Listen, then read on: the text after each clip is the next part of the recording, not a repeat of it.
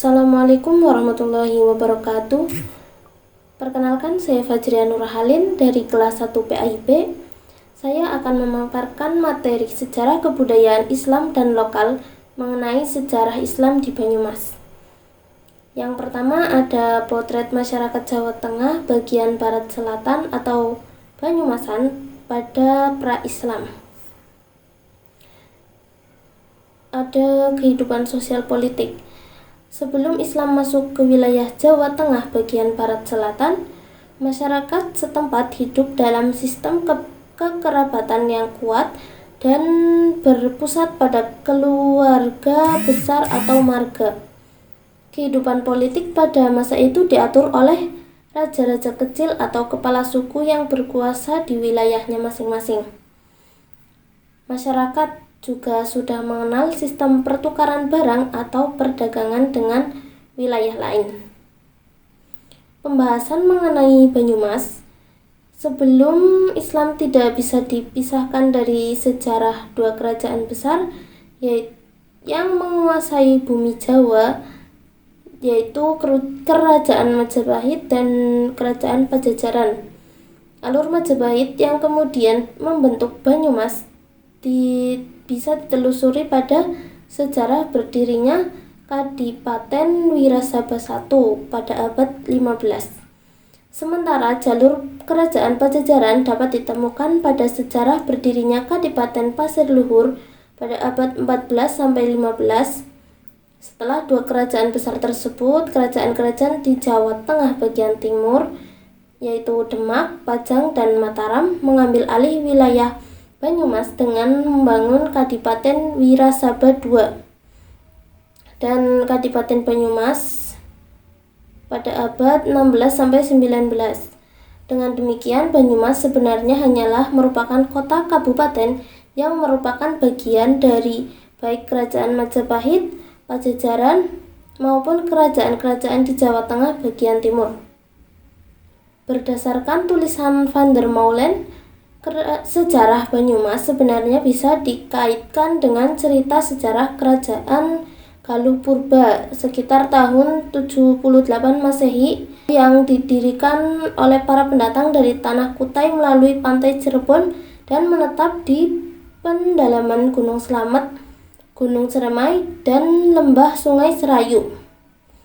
Van der Meulen memperkirakan bahwa nama Kerajaan Galuh Purba adalah Galuh Sindaula atau Bojonggaluh dan beribu kota di daerah Medanggili.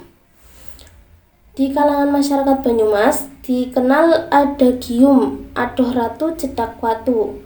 Ini merupakan gambaran konkret kondisi Banyumas yang berada pada wilayah periferi bahkan terisolasi dari pusat pemerintah, tetapi mereka sangat dimanjakan oleh alamnya yang subur. Intensitas dialog dengan alam inilah yang membentuk watak masyarakat Banyumas lebih jujur, apa adanya, dan dewasa dalam bersikap. Tokoh Bawor adalah representasi dan sekaligus filosofi hidup yang menggambarkan bagaimana adagium Adoh Ratu Cedak Watu tersebut mengakar dalam kehidupan sosial masyarakat Banyumas. Dalam setiap pewayangan, tokoh Bawor dikenal sebagai anak sulung dari Semar. Menariknya, tokoh Bawor hanya ada dalam gaya atau gagrak wayang Banyumasan dan Pasundan, sementara dalam gagrak Surakarta tidak dikenal tokoh Bawor.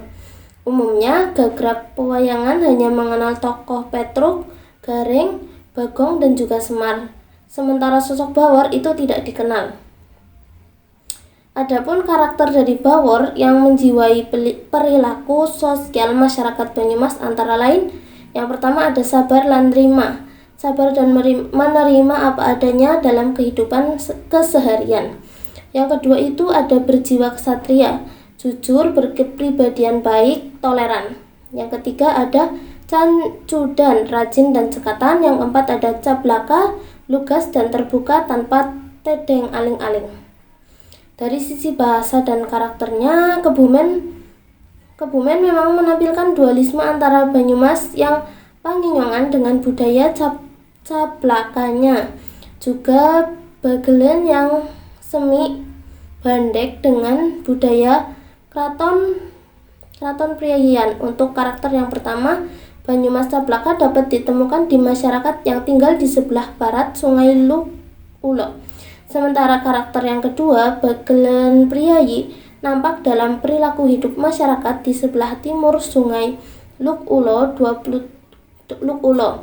Atas dasar inilah Kebumen menjadi daerah yang cenderung sulit untuk diidentifikasi keaslian struktur sosial dan budayanya. Dualisme atau keterbelakangan karakter Bagelen Banyumas yang ada juga menyebabkan struktur sosial budaya Kebumen yang abu-abu dan kompromistik dalam perilaku masyarakat Kebumen. Karenanya sulit ditemukan pemikiran-pemikiran atau perilaku ekstrim yang memunculkan kontroversi dan konflik di tengah masyarakat.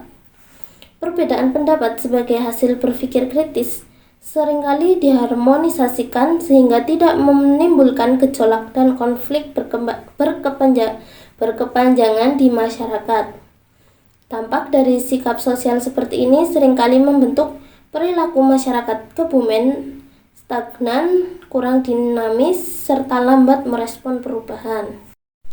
Yang kedua ada kehidupan ekonomi masyarakat.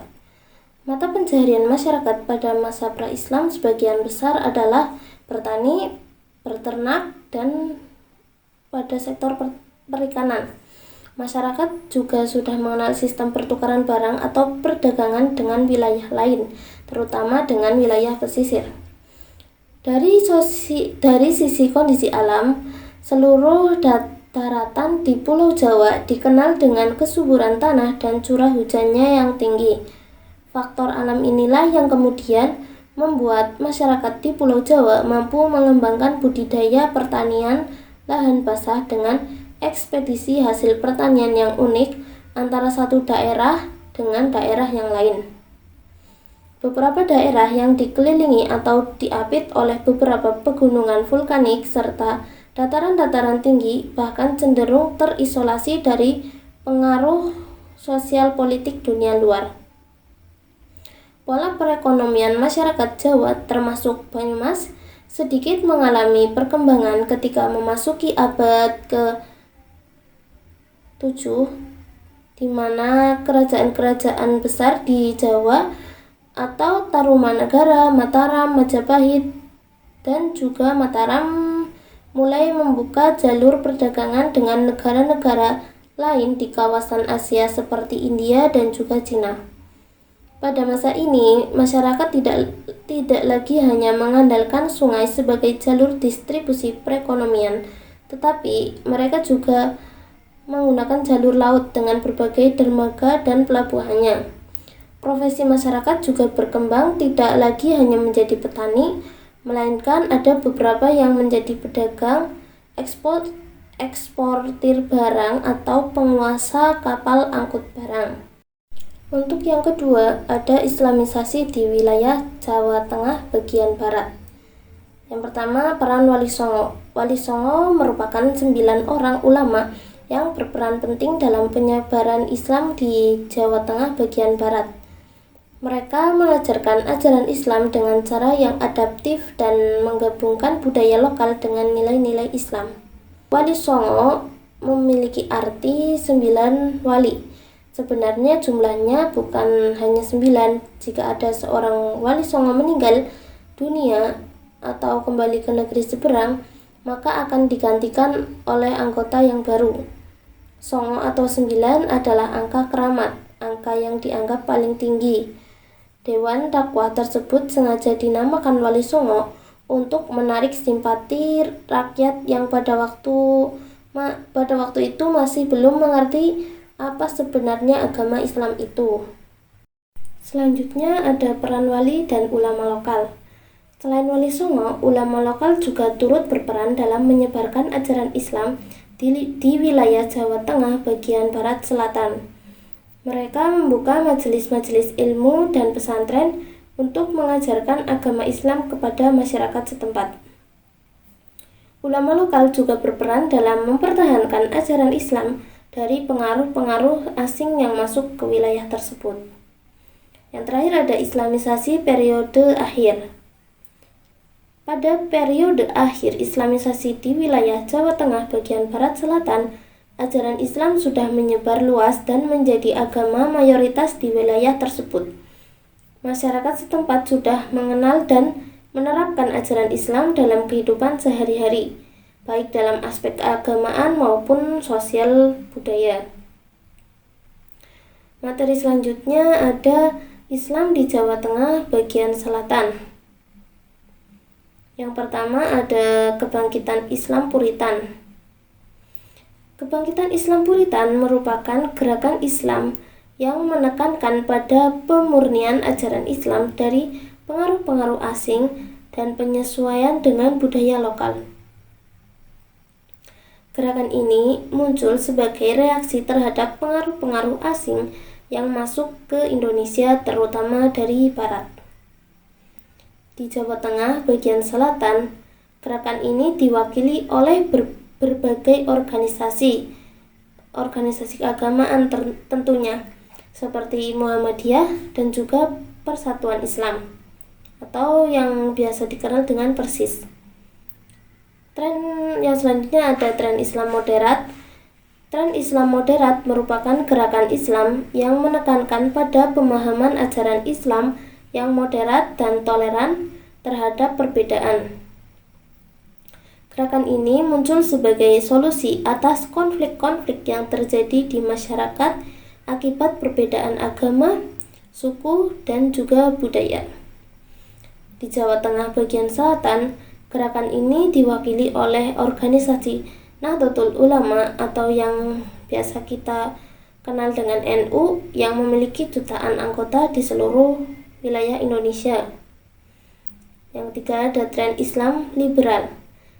Tren Islam liberal merupakan gerakan Islam yang menekankan pada pemahaman ajaran Islam yang terbuka dan juga progresif terhadap perubahan sosial dan budaya.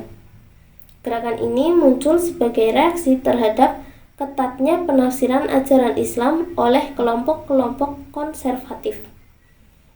Di Jawa Tengah bagian selatan juga ada gerakan ini diwakili oleh beberapa organisasi keagamaan seperti Jaringan Islam Liberal atau JIL dan Himpunan Mahasiswa Islam Liberal atau HMIL. Namun gerakan ini masih tergolong minoritas di masyarakat. Mungkin hanya itu yang dapat saya sampaikan, kurangnya dari saya, lebihnya dari Allah. Wassalamualaikum warahmatullahi wabarakatuh.